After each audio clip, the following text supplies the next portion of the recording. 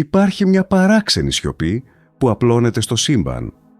Όσο κι αν κοιτάζουμε προς τα άστρα, όσο κι αν οι κεραίες μας συλλαμβάνουν κάθε πιθανό ψίθυρο, δεν ακούγεται τίποτα. Μόνο ένα απέραντο βουητό του κενού, ένας απόϊχος της δημιουργίας που θυμίζει περισσότερο σιωπή παρά φωνή. Και μέσα σε αυτή τη σιωπή γεννιέται ένα ερώτημα που η ανθρωπότητα ψιθυρίζει εδώ και αιώνες. Γιατί δεν έχουμε ακούσει κανέναν άλλον. Η απάντηση ίσως να μην κρύβεται έξω, αλλά μέσα μας. Γιατί όσο περισσότερο κοιτάζουμε προς το άπειρο, τόσο περισσότερο συνειδητοποιούμε ότι φοβόμαστε αυτό που μπορεί να μας απαντήσει. Ο άνθρωπος δεν είναι μόνο εξερευνητής του διαστήματος, είναι και πλάσμα που τρέμει την αντανάκλαση της ίδιας του της ύπαρξης. Αν κάποτε ακούσουμε μια φωνή από τα βάθη του σύμπαντος, θα σημαίνει ότι δεν είμαστε μοναδικοί. Και αυτή είναι μια αλήθεια πιο τρομακτική από οποιονδήποτε εξωγήινο πολιτισμό. Η μεγάλη σιωπή, όπως την ονομάζουν οι επιστήμονες, δεν είναι απλώς το γεγονός ότι δεν έχουμε λάβει σήματα. Είναι το παράδοξο της ύπαρξης σε ένα άπειρο σύμπαν γεμάτο πιθανότητες, όπου όμως επικρατεί σιωπή. Είναι το γνωστό παράδοξο του Φέρμι. Αν το σύμπαν είναι τόσο μεγάλο, πού είναι όλοι? Οι εξισώσεις δείχνουν πως οι πιθανότητες ζωής αλλού είναι τεράστιες. Κι όμως καμία απόδειξη, καμία απάντηση. Ίσως η απουσία αυτή να μην είναι ένδειξη μοναξιάς, αλλά καθρέφτης του ίδιου μας του φόβου. Ο φόβος να αναγνωρίσουμε ότι δεν κατανοούμε τη θέση μας στην ύπαρξη. Ότι η νοημοσύνη δεν είναι προνόμιο, αλλά ευθύνη. Και ίσως, όσο δεν είμαστε έτοιμοι να αναλάβουμε αυτή την ευθύνη, η σιωπή να συνεχίζει να μας περιβάλλει σαν προστατευτικό πέπλο. Υπάρχει κάτι βαθιά ανθρώπινο στη σιωπή. Σκεφτείτε τη στιγμή πριν από μια μεγάλη αποκάλυψη, τη σιωπή πριν από μια εξομολόγηση, την παύση πριν από την απώλεια. Το σύμπαν ίσως να λειτουργεί με τον ίδιο τρόπο. Σιωπά όχι γιατί δεν έχει τίποτα να πει, αλλά γιατί περιμένει να οριμάσουμε αρκετά για να ακούσουμε. Οι πολιτισμοί που ίσως υπήρξαν μπορεί να έσβησαν πριν προλάβουν να φτάσουν σε αυτή την οριμότητα. Η ίδια τους η τεχνολογία ίσως έγινε καθρέφτης της αλαζονίας τους. Μπορεί να κατέκτησαν τα άστρα, αλλά όχι τον ίδιο τους το νου. Αν η σιωπή του σύμπαντος είναι το αποτύπωμα αυτών των χαμένων φωνών, τότε είναι και μια προειδοποίηση. Να μην γίνουμε κι εμείς άλλη μια σιωπηλή τελεία στο σκοτάδι. Όταν ο άνθρωπος στέλνει σήματα προς το διάστημα, στην ουσία κάνει κάτι περισσότερο από επιστήμη. Κάνει μια πράξη ελπίδας. Μιλά προς το άγνωστο με την πίστη ότι κάπου κάποιος θα απαντήσει. Αυτή η πράξη είναι ταυτόχρονα συγκινητική και τραγική, γιατί δείχνει τη δίψα μας να ανήκουμε, αλλά και την αδυναμία μας να νιώσουμε ολόκληροι χωρίς εξωτερική επιβεβαίωση. Κάθε φορά που δεν λαμβάνουμε απάντηση, αναρωτιόμαστε αν τελικά η σιωπή είναι απόρριψη ή προστασία. Μπορεί το σύμπαν να γνωρίζει ότι η συνειδητότητα, στο στάδιο που βρισκόμαστε, θα τρομάξει μπροστά στην αλήθεια του. Μπορεί να μας προστατεύει από κάτι που ακόμα δεν είμαστε έτοιμοι να δεχθούμε. Η σιωπή τότε δεν είναι αδιαφορία. Είναι έλεος. Κι όμως υπάρχει και μια άλλη ανάγνωση. Ίσως η σιωπή να είναι το ίδιο το μήνυμα. Ίσως ο λόγος που δεν ακούμε τίποτα είναι γιατί το σύμπαν θέλει να μας μάθει να ακούμε τον εαυτό μας. Να στραφούμε προς τα μέσα, εκεί όπου η συνειδητότητα αγγίζει το ίδιο το ύφασμα της πραγματικότητας. Η επιστήμη μιλά για παρατηρητές που αλλάζουν αυτό που βλέπουν. Αν η συνειδητότητα είναι μέρος της ύλης, τότε η σιωπή δεν είναι κενό, αλλά αλληλεπίδραση. Το ανθρώπινο αυτή αδυνατεί να συλλάβει συχνότητες κάτω από ένα όριο, κι όμως αυτές υπάρχουν. Ίσως και το μυαλό μας να λειτουργεί με ανάλογο τρόπο. Ίσως η μεγάλη σιωπή να είναι γεμάτη ήχους που απλώς δεν έχουμε μάθει ακόμα να κατανοούμε. Όπως ο σκύλος ακούει ήχους που για μας δεν υπάρχουν, έτσι και το σύμπαν μπορεί να τραγουδά σε νότες που η ανθρώπινη συνείδηση δεν έχει ακόμη συλλάβει. Το ερώτημα τότε δεν είναι πού είναι όλοι, αλλά τι είμαστε εμείς. Γιατί το αληθινό μυστήριο δεν είναι αν υπάρχει ζωή αλλού, αλλά γιατί η δική μας ζωή συνειδητοποιεί τον εαυτό της μέσα στο χάος. Η συνειδητότητα ίσως να είναι η φωνή του ίδιου του σύμπαντος που προσπαθεί να ακούσει τον εαυτό του. Και αυτή η φωνή, όσο κι αν μοιάζει με σιωπή, είναι το πιο δυνατό τραγούδι που υπάρχει.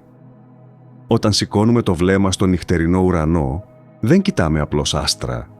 Κοιτάμε αναμνήσεις φωτός. Κάθε άστρο που βλέπουμε μπορεί να έχει σβήσει προπολού. Αυτό σημαίνει ότι το σύμπαν είναι μια θάλασσα από φαντάσματα φωτός, μια αφήγηση που συνεχίζει να μιλά ακόμα και όταν οι αφηγητές έχουν σωπάσει. Η σιωπή τότε παίρνει νέο νόημα. Δεν είναι απουσία, είναι η διάρκεια του νοήματος πέρα από τη μορφή. Όπως ένας άνθρωπος που φεύγει αφήνει πίσω του τη φωνή του σε μια ηχογράφηση, έτσι και το σύμπαν αφήνει πίσω του την αντίχηση της δημιουργίας. Και αν μπορούσαμε να την ακούσουμε ολοκληρωμένα, ίσως να αντιλαμβανόμασταν ότι ποτέ δεν ήμασταν μόνοι. Απλώς δεν είχαμε ακόμα μάθει τη γλώσσα της σιωπής. Η σιωπή είναι η πιο ειλικρινής μορφή επικοινωνίας. Δεν υπόσχεται, δεν εξαπατά, δεν χειραγωγεί. Υπάρχει απλώς εκεί, σαν καθρέφτης της εσωτερικής μας κατάστασης. Όταν φοβόμαστε, ακούγεται απειλητική. Όταν ηρεμούμε, γίνεται μουσική. Ίσως λοιπόν η μεγάλη σιωπή να είναι η απόδειξη ότι το σύμπαν αντανακλά το επίπεδο της δικής μας συνείδησης. Αν δεν ακούμε τίποτα, είναι γιατί μέσα μας επικρατεί θόρυβος. Η σιωπή δεν είναι απλώς απουσία ήχου. Είναι κατάσταση συνείδησης. Είναι το σημείο όπου η παρατήρηση σταματά να είναι εξωτερική και γίνεται εσωτερική. Εκεί, στο όριο ανάμεσα στο άπειρο του διαστήματος και την απεραντοσύνη της ανθρώπινης ψυχής, συμβαίνει κάτι που η επιστήμη δεν μπορεί να μετρήσει. Η συνειδητοποίηση ότι το σύμπαν ίσως δεν είναι κάτι έξω από εμάς, αλλά κάτι που εκδηλώνεται μέσα μας. Η φυσική έχει ήδη αρχίσει να πλησιάζει αυτή την αλήθεια. Η έννοια του παρατηρητή δείχνει ότι χωρίς συνείδηση η πραγματικότητα παραμένει σε πιθανότητες. Το ηλεκτρόνιο υπάρχει παντού και πουθενά, ώσπου κάποιος το παρατηρήσει. Μπορεί λοιπόν και το ίδιο το σύμπαν να περιμένει τη στιγμή που θα το δούμε με ανοιχτά μάτια ψυχής, όχι απλώς με τηλεσκόπια. Ίσως γι' αυτό να σιωπά, γιατί δεν αρκεί να το κοιτάμε. Πρέπει να το αισθανθούμε. Αν το σύμπαν είναι συνειδητό, τότε η σιωπή του είναι η σκέψη του. Και μέσα σε αυτή τη σκέψη, κάθε άνθρωπος είναι μια σπίθα κατανόησης. Η ανθρώπινη φωνή, το ανθρώπινο βλέμμα, η ανθρώπινη απορία, όλα αυτά είναι τρόποι με τους οποίους το σύμπαν προσπαθεί να καταλάβει τον εαυτό του. Και αν πράγματι είναι έτσι, τότε η αναζήτηση για εξωγήινη ζωή είναι απλώς η αναζήτηση για άλλες εκφράσεις αυτής της συνείδησης. Αλλά υπάρχει και κάτι πιο βαθύ. Ο φόβος. Ο φόβος ότι, αν τελικά δεν υπάρχει κανείς άλλος, τότε είμαστε ολομόναχοι μέσα στην αιωνιότητα. Και ο φόβος ότι, αν υπάρχει, ίσως να μην είμαστε έτοιμοι να συναντήσουμε την αλήθεια του. Ο άνθρωπος βρίσκεται παγιδευμένος ανάμεσα σε αυτές τις δύο αβύσσους. Από τη μία, ο τρόμος της μοναξιάς. Από την άλλη, ο τρόμος της συνάντησης. Η σιωπή τότε δεν είναι απάντηση, είναι αντανάκλαση. Είναι το σημείο ισορροπίας ανάμεσα στην ανάγκη να γνωρίσουμε και στην ανάγκη να προστατευτούμε από αυτό που θα μάθουμε. Όπως ένα παιδί που φοβάται να ανάψει το φως γιατί υποψιάζεται τι κρύβεται στο σκοτάδι, έτσι και η ανθρωπότητα διστάζει να δει καθαρά τη θέση της μέσα στην κοσμική τάξη. Σκεφτείτε το εξής. Κάθε φορά που σηκώνουμε ένα διαστημόπλοιο, δεν στέλνουμε μόνο τεχνολογία. Στέλνουμε συνείδηση. Στέλνουμε τον φόβο μας, την ελπίδα μας, την ανάγκη μας να επιβεβαιώσουμε ότι υπάρχουμε. Και ίσως αυτό να είναι το αληθινό μήνυμα που διαβάζει το σύμπαν. Όχι τα ραδιοκύματα ή τα σήματα, αλλά την πρόθεση πίσω τους. Ίσως η πρόθεση είναι ο πραγματικός τρόπος επικοινωνίας ανάμεσα στις νοημοσύνες. Αν όντως υπάρχουν άλλοι πολιτισμοί, είναι λογικό να σιωπούν.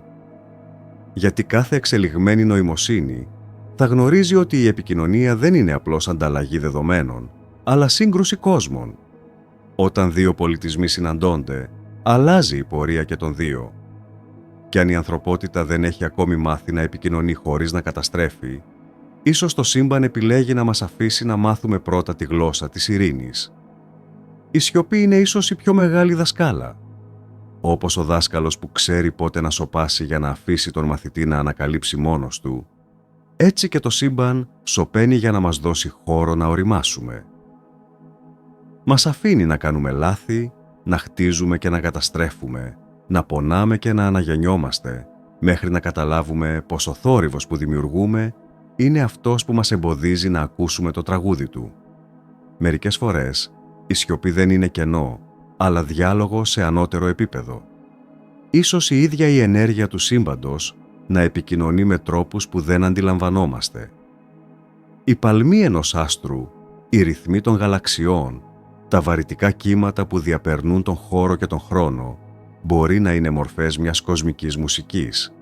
Και εμείς, σαν ανώριμοι ακροατές, προσπαθούμε ακόμη να καταλάβουμε τη μελωδία. Η σιωπή μας φέρνει αντιμέτωπους με το αληθινό μας μέγεθος. Και αυτό είναι που φοβάται να αντικρίσει η ανθρωπότητα. Ότι μέσα στο απέραντο κενό, η ύπαρξή μας είναι εύθραυστη, αλλά ταυτόχρονα πολύτιμη. Ότι είμαστε μια στιγμή ανάμεσα σε δισεκατομμύρια χρόνια, κι όμως αυτή η στιγμή περιέχει την επίγνωση του όλου. Είναι ένα παράδοξο που μόνο η συνείδηση μπορεί να αντέξει. Όταν κοιτάζουμε το σύμπαν, βλέπουμε το παρελθόν.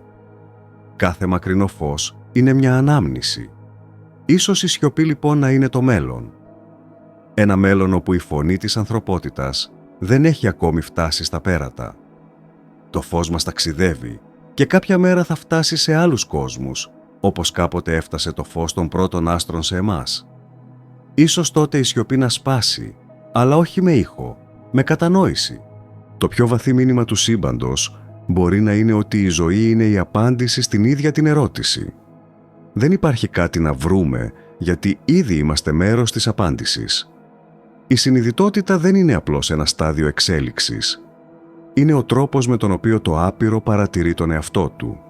Και μέσα από αυτή την παρατήρηση δημιουργεί ιστορία, πολιτισμό, αγάπη και τελικά νόημα. Όταν συνειδητοποιούμε αυτό, η σιωπή πάβει να μοιάζει απειλητική. Γίνεται κάλεσμα. Ένα ήρεμο, αόρατο κάλεσμα να ευθυγραμμίσουμε τη ζωή μας με μια μεγαλύτερη αρμονία. Να πάψουμε να βλέπουμε τον κόσμο σαν κάτι έξω από εμάς και να τον βιώσουμε ως κάτι που συνεχίζει μέσα μας. Η ίδια η αναπνοή μας είναι μια ανταλλαγή με το σύμπαν. Εισπνέουμε ό,τι κάποτε εκπνέει ένα άστρο. Και αυτό δεν είναι ποίηση, είναι φυσική. Ίσως λοιπόν η μεγάλη σιωπή να είναι απλώς η φάση της ανάσας πριν από τον επόμενο κοσμικό σφιγμό. Μια στιγμή ανάμεσα σε δύο εκρήξεις νοήματος. Όπως η παύση ανάμεσα σε δύο καρδιακούς παλμούς, που δίνει ρυθμό στη ζωή. Το σύμπαν αναπνέει και εμείς είμαστε η συνείδηση αυτής της αναπνοής. Κάποτε θα φτάσει μια μέρα όπου η σιωπή θα σπάσει. Όχι με ήχο, αλλά με επίγνωση. Όχι με μια απάντηση που θα έρθει από τα άστρα, αλλά με μια κατανόηση που θα αναδυθεί από μέσα μας. Γιατί το αληθινό μυστήριο δεν είναι αν το σύμπαν θα μας μιλήσει, αλλά αν εμείς θα μπορέσουμε να το ακούσουμε.